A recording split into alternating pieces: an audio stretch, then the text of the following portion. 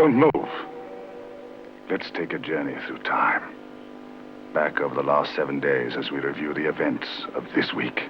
The television series flew into Sydney on Wednesday evening for his second promotional visit to this country. And like the first, it's been enormously successful, drawing huge crowds at all the stores where he's been making appearances. And in the midst of that hectic tour, he's flown into our studio tonight. Tom, welcome. Thank you. Nice to talk to you. You are the fictional hero, as Doctor Who, of lots of children. When you were a child, who was your fictional hero? Don Winslow of the Navy, I think. And Flash Gordon, I suppose. Flash Gordon relates, doesn't it? Yeah, that was Saturday morning cinema, yes. Don Winslow, we don't know in this country. Oh, well, no one knows it, actually. It was a very bad American series. That was all wartime stuff. Now, your acting career spans an enormous range of things. A lot of time in the National Theatre. What is the best performance you have ever given in your life? I would have thought the best performance I've given in my life so far was trying to stay sane in Grace Bellows this afternoon. It got a bit hairy there. I would think the nicest, when one says the best performance, I mean, that would be immodest to be emphatic about it. I think the performances I've enjoyed most of all was, I think I once played Oscar Wilde, with whom I have a prodigious sympathy. I really admire Wilde. Not all his work, I admire Wilde. And I think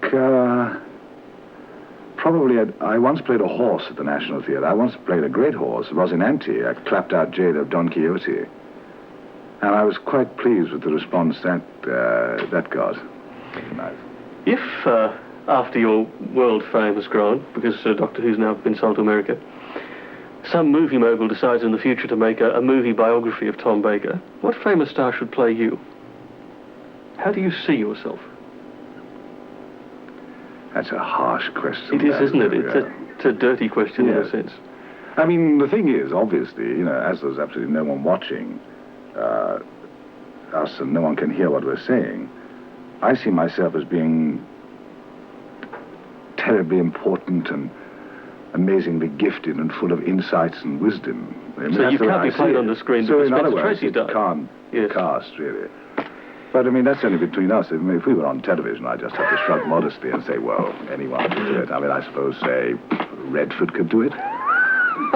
With a wig. Yeah, with a wig. Yeah. Have you, as an actor, any unfulfilled ambition? Is there some role you are still longing to play? I don't think there's some role I'm still longing to play that eats me up. I think there are many ambitions that I want to realize. Yes, I'd like to be a great big glossy middle-aged star. Are you getting there? Well, that's not for me to say. I think it's a bit of a struggle. But I mean, I'm answering you truthfully. I mean, that's what I feel. I might have to settle for the reality, which is just being a working actor who sometimes gets good parts. I mean, after all, most of the work that people do in any part of their lives, whether they're actors or draftsmen or brain surgeons, you know, is pretty bloody dreary.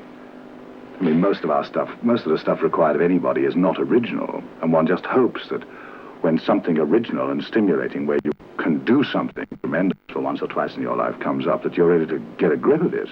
You know what's coming across to me is that you've spent 20 years being a good actor, and now you're saying, stuff this being a good actor business, I'd rather be a big star. Is that the feeling? Well, yes.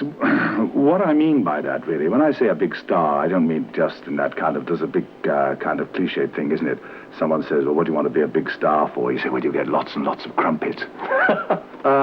It's not just that. It's not just that at all. It wants to please. I'm interested in popular acting and popular subjects, popular films and television and popular books, really. And I want my job as being a professional pleaser and a professional diverser. And I would like to please an enormous number of people. Well, can I tell you, Tom Baker, that you please us enormously.